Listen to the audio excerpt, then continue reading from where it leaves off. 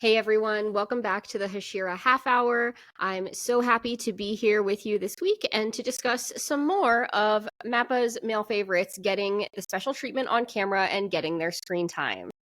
They really have our backs, y'all. As always, I am here with my friends Hannah and Brian. Hi everyone. I feel like everything that I have seen and thought about this season of Jujutsu Kaisen has to do with simping.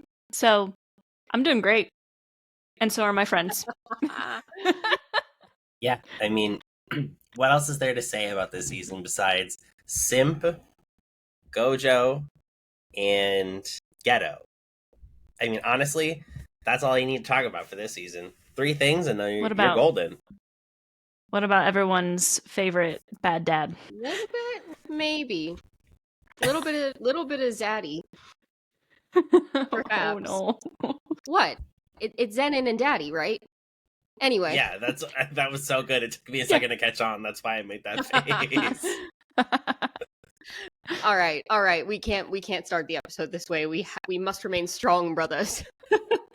Let's jump in. We are starting this episode off with Yuji, and he is giving a classic man solution to the barrier problem by, of course, trying to punch straight through it like it's drywall. Left, right, good night, everyone.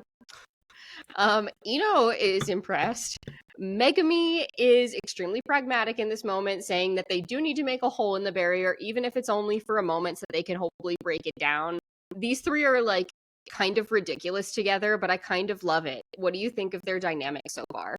Oh, I think it's so interesting. I think it's a little bit of a refreshing contrast from the dynamic that Nobara added to this, because she's like I feel like she's the like thorn in your side. She's a little bit like snooty and stuff like that, but I get it. But like these three, they're all like idiots rolling together a little bit, and I love it. Like Yuji is like the least intelligent one out of them, and it kind of goes in descending order from there. Like Ino's like, damn, he's strong, and Megumi's like, are you guys gonna like actually try to figure this out, or are we just gonna try punching through it? So I think it's just so cute to see these 3 boys try and figure this out together. It all started when a dumb ass meet another dumb ass, meet another dumb ass, and they become the dumbass trio. That summarizes almost every anime I've ever seen. Actually. I mean, what else can I say? It's the dumbass trio. And as you said, Emily, that's a like trending sound on Instagram in case people like didn't know. And it most trios that I can think of sitting here right now fall into that category. But it's a fun dynamic. It's a little bit different from the regular trio that we get, since it's Ino instead of Nobara. And I think Ino brings an interesting, different point of view, because he's like kind of starry-eyed over Yuji, and it's so funny. But he's like, oh wait, no, I'm the upperclassman. Like, I'm the senpai. I gotta, like be the leader here. But Yuji's just like punching, and Megumi's like, can we use our brains here? It was really funny. I was giggling. They're cute. I do think they're cute. I like Ino. We haven't seen like too many upperclassmen from Jujutsu High yet. We've seen a few, from the other school. And maybe we've gotten glimpses, but I think that this is one of the upperclassmen we've gotten some of the most time with this season anyway. So I like him.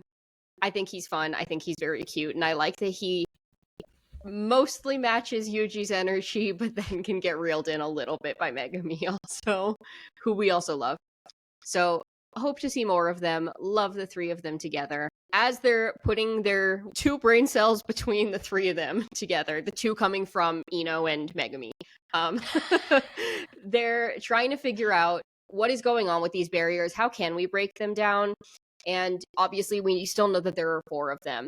So they figure out that at least one of them has to be coming from somewhere that stands out, and it's probably one of the stronger ones. And then like they just kind of observe their surroundings, and they all agree that the Shibuya Central Tower, which is like a major landmark, makes the most sense. And then we cut to 3 Jujutsu sorcerers who are on the top of that roof, and they're discussing whether anyone realizes what they're up to. What do you think they're up to? Who are they? Does it matter? I think they're up to no good. Yeah, they're not up to any good. They are clearly not on the side that we are cheering for at this point in time. And I mean, have they mentioned who they are? I feel like I kind of know who they are.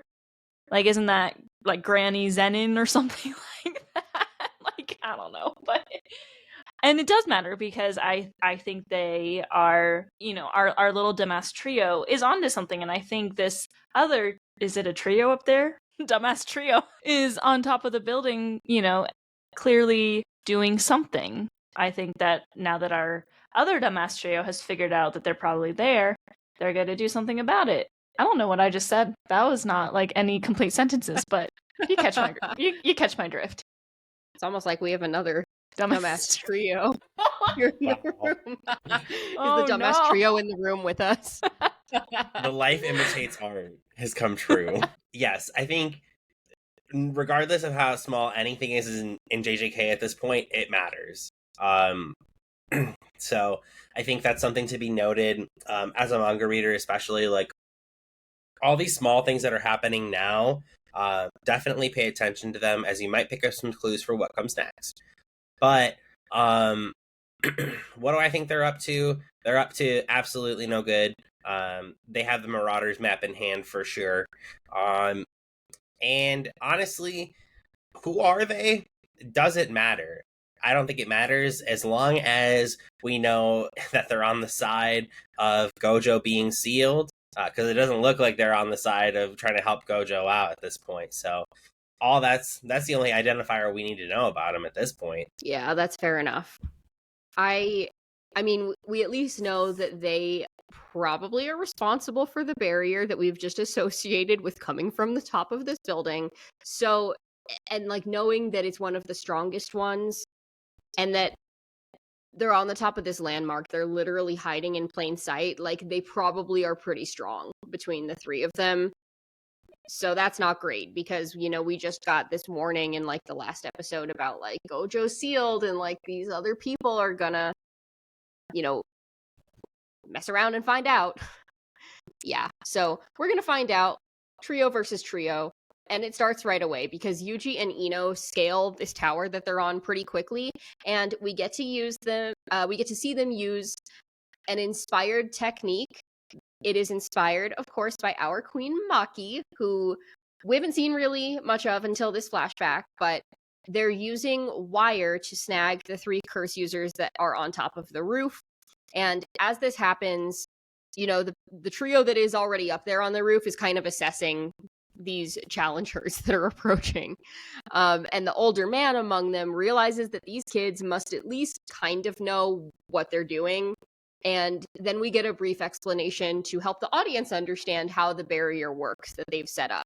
So there are 3 talismans imbued with the technique.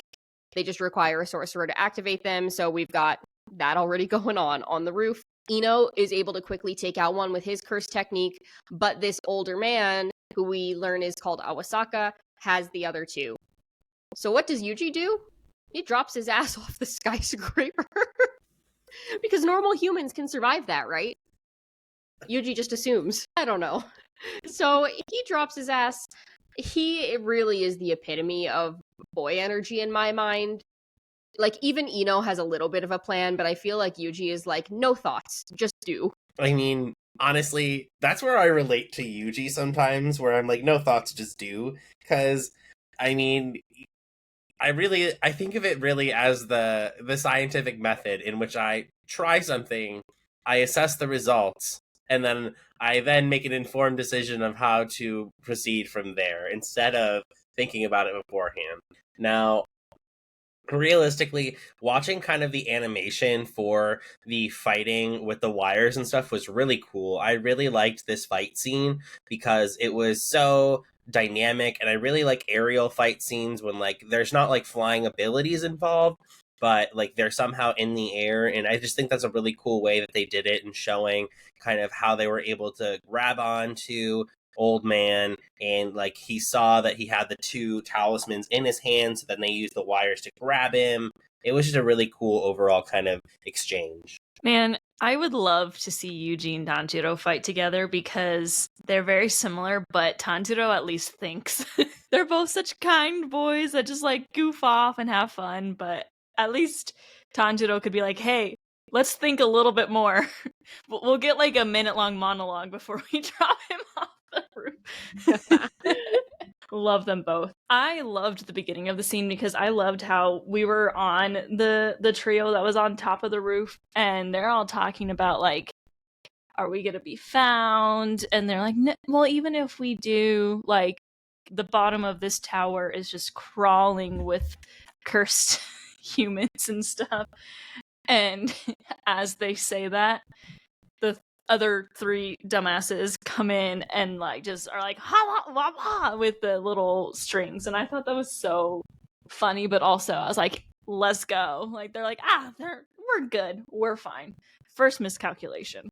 Second miscalculation was the fact that Yuji was so willing to not think and just do and throw him off the side of the building. Is that gonna kill him? I don't know. Was that Yuji's idea?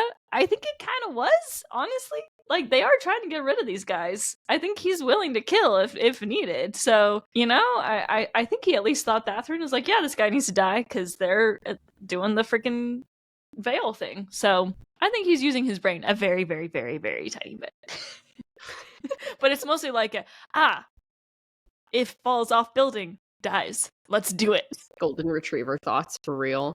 Oh, sweet Yuji. Well, he's got to deal with the consequences of his actions now, so he's taken off of the roof to follow and is going to get some help from Megumi, but we'll come back to them in a minute because right now we're like still on the roof and we see this creepy older woman telling her grandson to get ready. And now Ino is left up there and he's preparing for battle as well. And I love this scene. I think it's so cute because he's sharing a little bit about how he feels like honored that he was chosen by Nanami to watch over his underclassmen, and that he also wants to show off now in front of his underclassmen because his goal is to be a good enough sorcerer that he can be recommended by Nanami specifically for grade 1. And we see like a little flashback scene here with Nanami and Ino that's just like really pure and sweet. I really like that we're getting to see a relationship between a different student and a different teacher in this show, because most of what we've gotten has been between Gojo and our trio. So as a teacher and with this sweet little scene, what do you think about Nanami's approach to teaching and to like mentorship with this kid? Do I say it? The vibes I was getting was present day Tanjiro and Rengoku. No, it was more Tanjiro and Giyu, though, because Nanami is, I think, a little bit more like Giyu in a sense, where he's very calm. And it's been a minute since I've watched season 1, and Nanami at this point hasn't been in the season a ton. He's kind of just been here and there in like random moments. But if I'm remembering correctly, he's always been like, you know, he gets serious, but he's very calm and collected at all times. Gojo's the, you know, golden retriever, and Nanami's the black cat of that friendship. So I definitely got those vibes, and I love those kinds of vibes where you have this like younger student that it like has stars in their eyes looking at this mentor and, you know, is doing everything that they can simply to get that recommendation straight from that mentor. You know, he wanted it straight from Nanami, and I think that's really special, and I think that shows how much looks up to him, and also just speaks for Nanami and how like just solid of a guy he is, that someone can look up to him as brightly as Ino does. He gives him some really good advice here too. You know, he's like, you're already doing really well, and Ino's like, but I want to like do more. So it was a really, really nice, cute breather scene. Yeah, I really liked this scene, starting with something really small. That's why I asked to pour your guys' drinks at karaoke the other night, is because if you noticed, Ino asked Nanami, oh, did you want another drink? And so I was trying to be respectful that I'm the younger one so that I would pour your guys' drinks. That's where that came from. Sorry, random. But if you didn't know, that's a tradition in Japan. So now you know. Nonetheless, I really like this dynamic between the two of them. Ino seems very appreciative of Nanami's opinion and holds him in such high regards. I think it's really cute because while everyone else holds Gojo in such a high regard, I think Gojo's opinion can feel a little bit different. And not that it doesn't mean anything, but he's so more lax about things that it doesn't feel as validating as it would coming from Nanami, who is more of that analytical human being, who is more of that person who's going to take things a little bit more seriously. And if you wanted like true advice or true validation, Nanami would be the person you'd go to. I mean, not that I wouldn't want to be trained by Gojo, but realistically, like if you wanted to get better, you would go to Nanami because he's going to be the person who's probably going to give you the most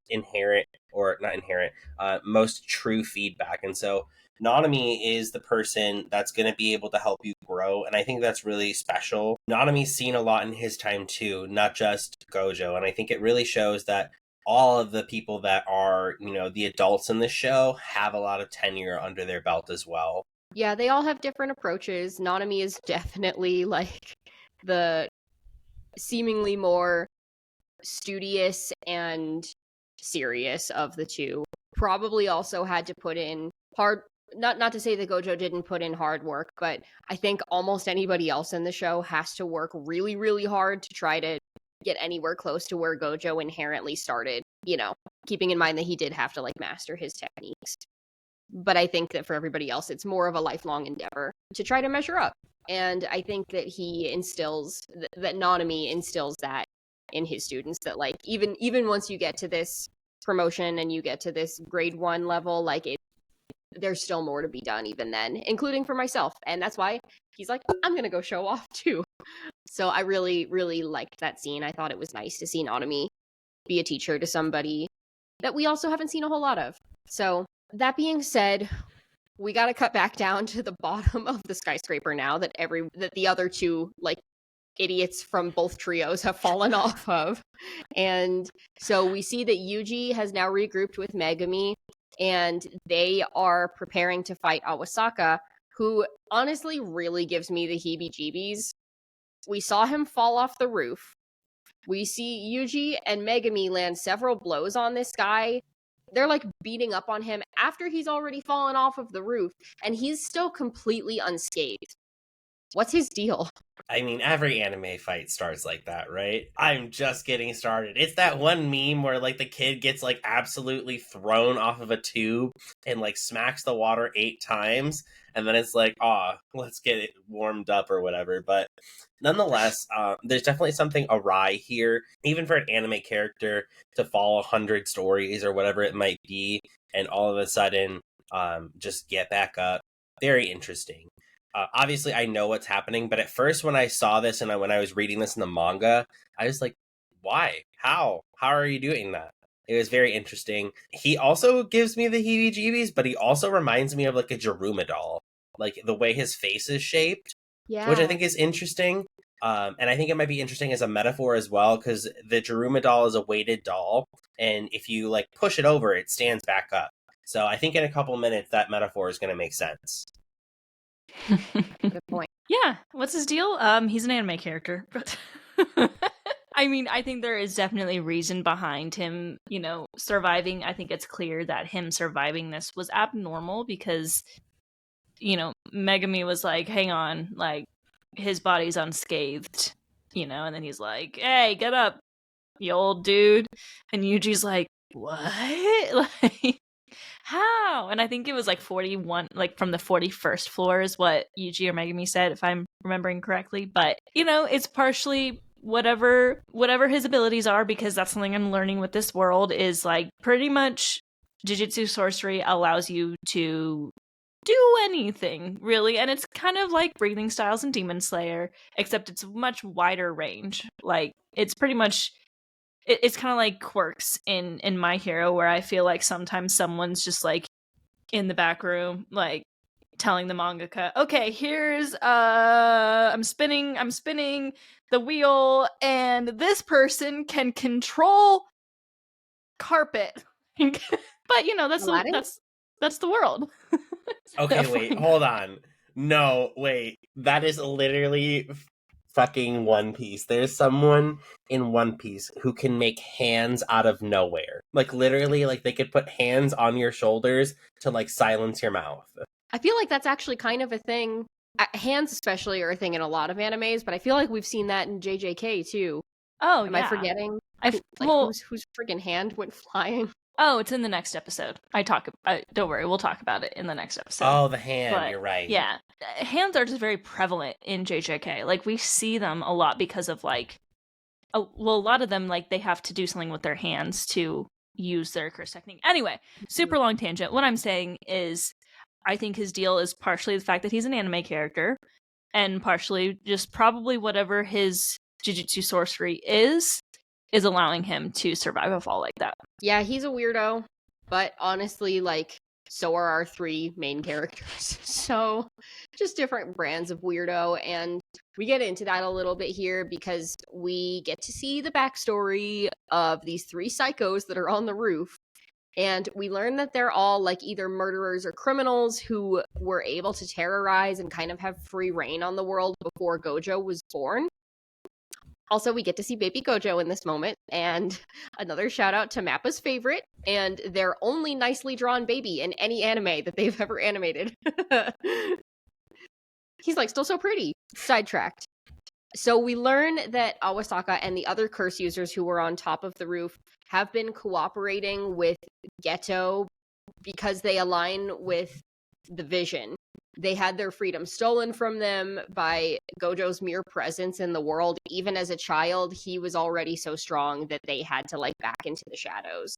But they don't want to. They want to, like, reject that notion and continue to fight. And Awasaka actually says it's because he'll always trample over the weak until the day he dies. There's a big difference between this sentiment and what we've heard from our heroes, huh? I feel like this is common, at least in shonen, is like the villains are always fighting for like their freedom, and it's usually because they can't stand weak people and they want the world to just be full of strong people, or they want to just be able to do whatever they want with the weak people because they can do whatever they want because they're strong. I personally, though, the scene... So first of all, the baby. Yes, Mappa, I thought couldn't draw a baby. Turns out they just had all of their animators that can draw a baby. Yeah, you're all doing JJK. Vinland Saga and Attack on Titan, sorry, but no, you're not getting cute babies. JJK? Gojo? Yes. I also thought it was interesting when we go to Gojo being like a kid. First of all, he has Killua's voice actor and looked just like Killua, like the way he was like dressed and his hair. I was like, okay. And even the way he was acting was very like, you're weak. What? But I thought that was an interesting scene because they were, I think, all kind of in their locations to jump Gojo, who was just a kid, you know, at this point in time. And just him walking by, they were like weakened to their knees, essentially, just by his presence as a child. So, you know, I can kind of see why they'd be like, no, you know, I don't want to fight with him. I want to fight against him because they can't live freely as he's around. But the reason they want to live freely is to just be menacing. So, yeah, I think that this was really cool to see Baby Ghetto. Also, just about Mappa babies. Did you guys forget about the baby Titan? Like that tiny, like, Titan who looks like a baby? That was very cute. Possibly. Nose. Yeah, the huge nose. It's the cutest baby I've ever seen. No, absolutely not. I just wanted to bring that up because Baby Titan. But I do think that this is a really cool scene. I really like, of course, we get to see more of Gojo's eyes, and whenever we see Gojo's eyes, it's a treat from Mappa, so thank you so much for doing that for us.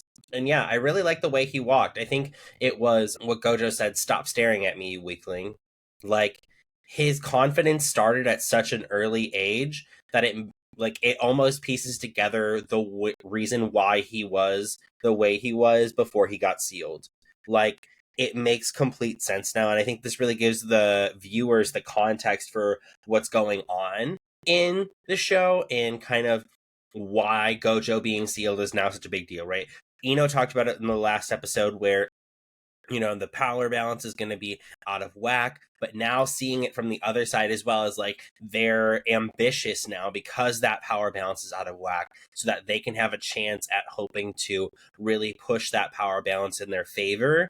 this is a really terrifying moment for them, because now the Jujutsu sorcerers, the good guys here, really have to do some work to put things back into place. There is definitely going to be a big challenge here, because since Gojo was born, the world has never had to try to maintain the balance that was thrown.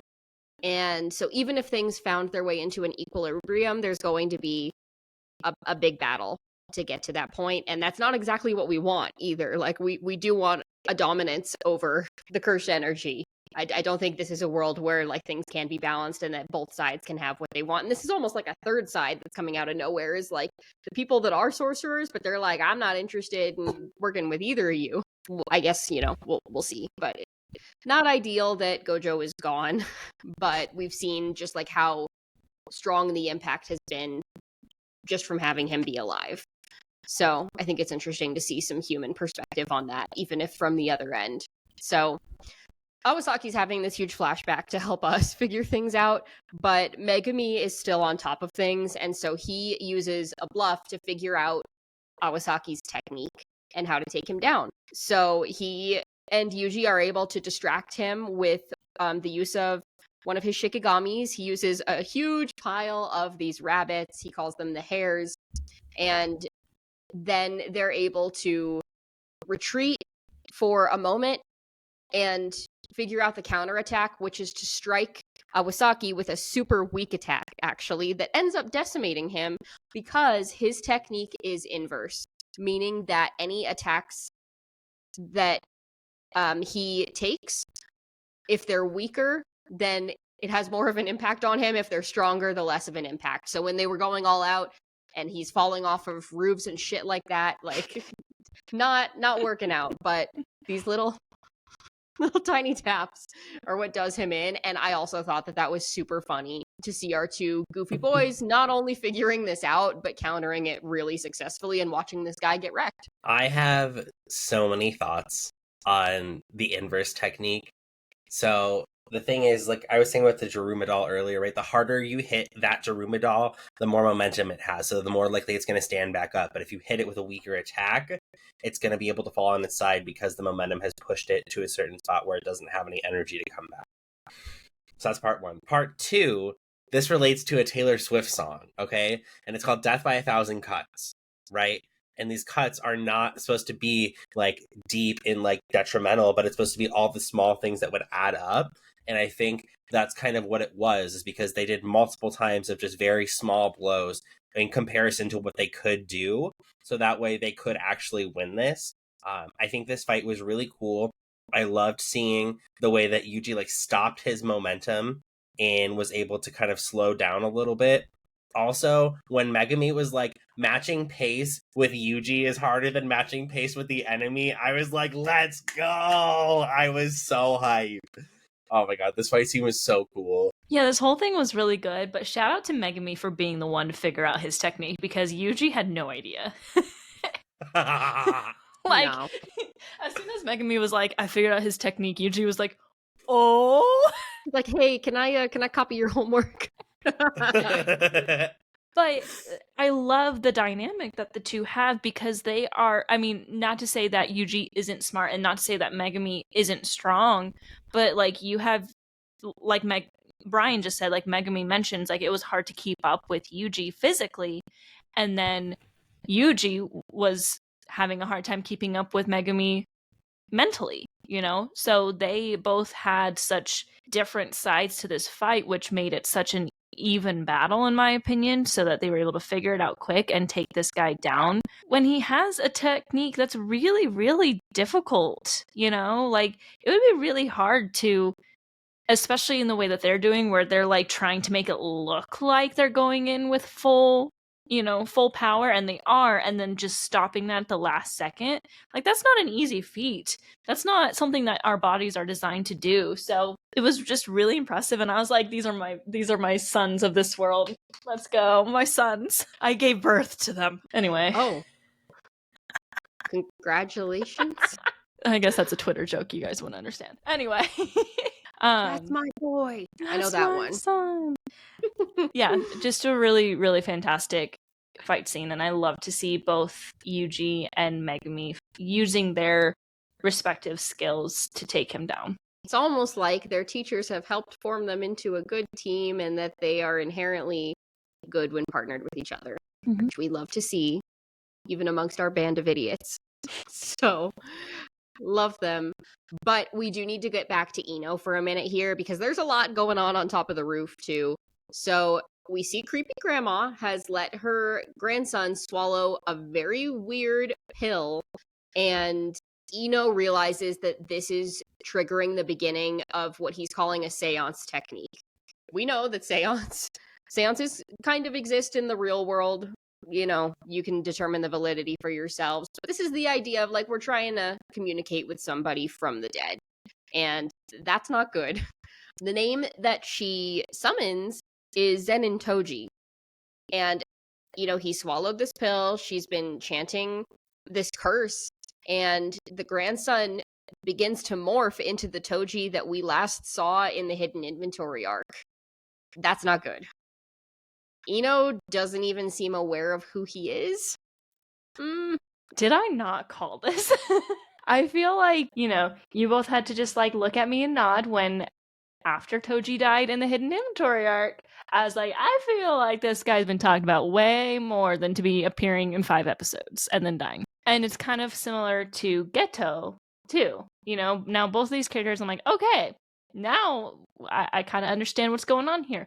But I would just like to shout out Ino because before the grandson began to morph and got that pill, Ino was doing a pretty good job. We explained his technique, you know, where he was able to call upon these like spirits of some kind, like animal spirits, if he covers his face, which was really, really interesting. And it was actually one of the curse techniques that I was able to follow what was happening. I was like, let's go.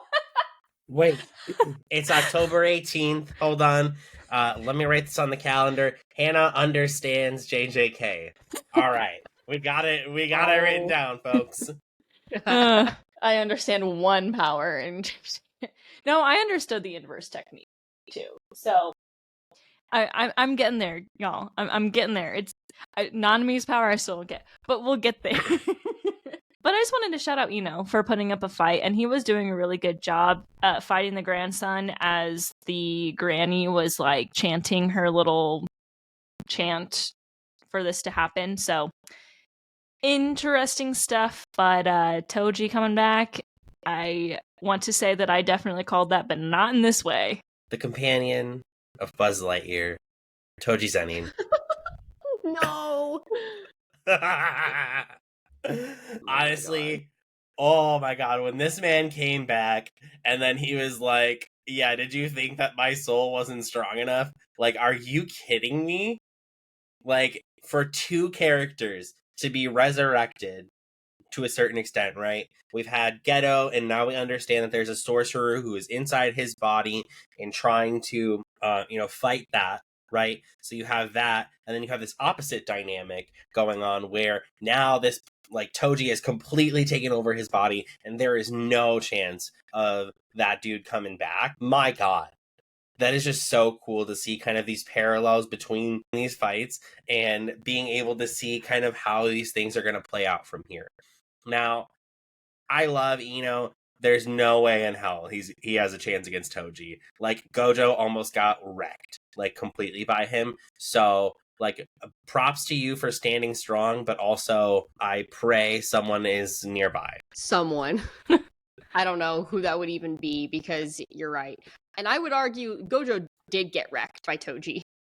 It wasn't enough to completely change things, but also that's a very interesting precedent that we've seen set in Jujutsu Kaisen so far, is that, like, death is certainly not the end for almost anybody in the show so far that's, like, a character of significance. So we've seen Gojo come back in Hidden Inventory. We've seen some version of Geto come back. We're now seeing Toji come back. Just interesting. Just something interesting to keep in mind.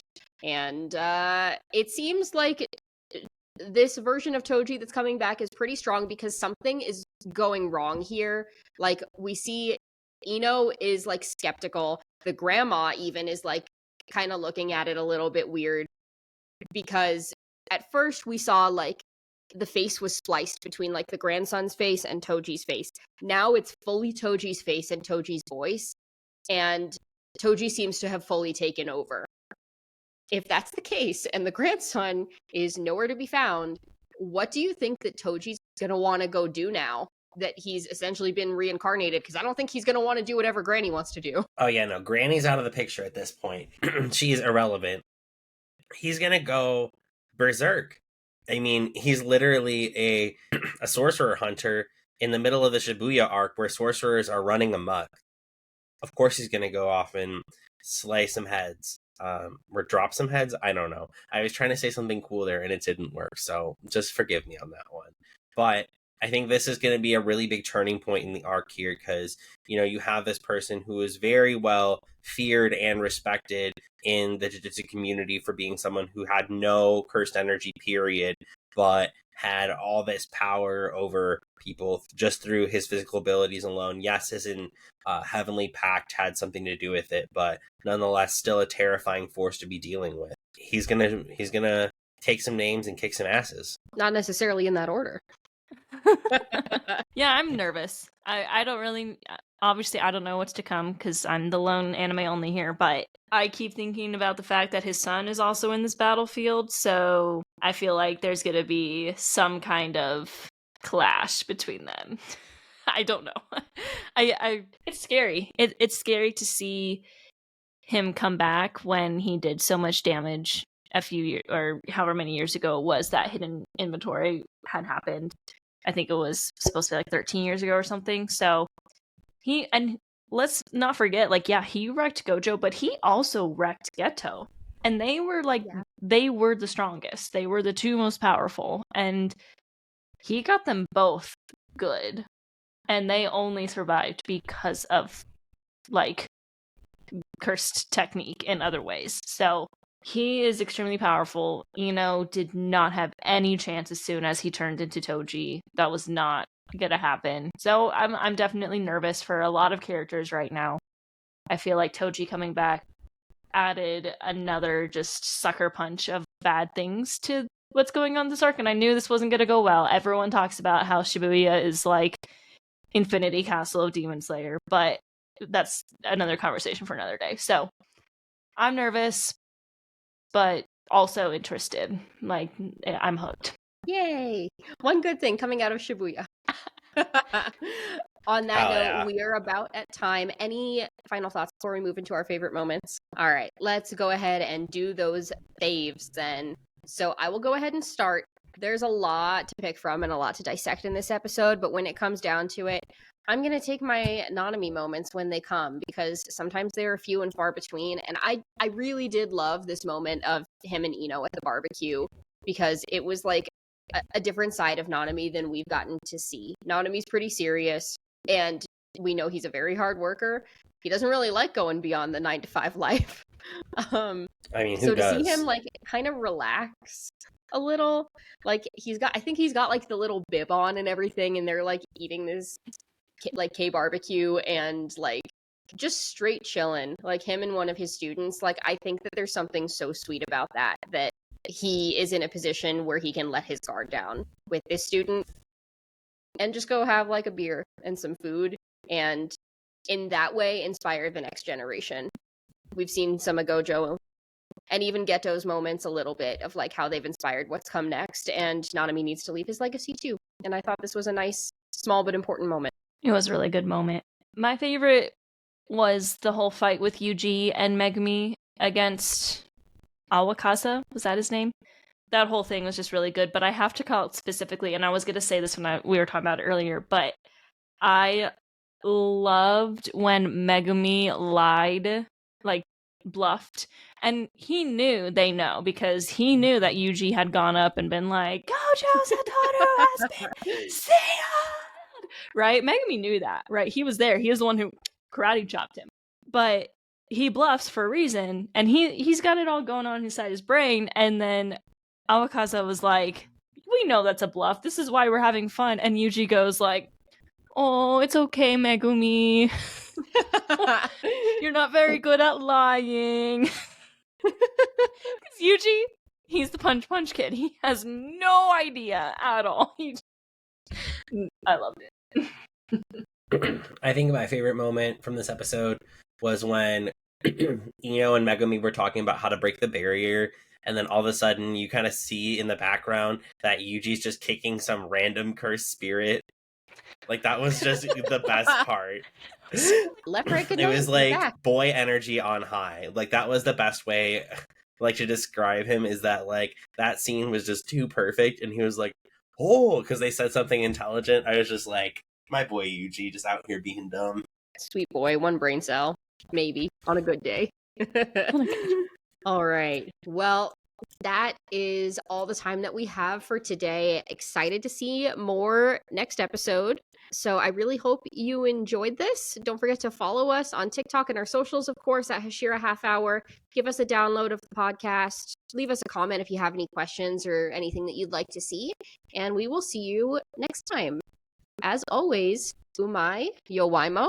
Umaimo. Umai and Yowaimo.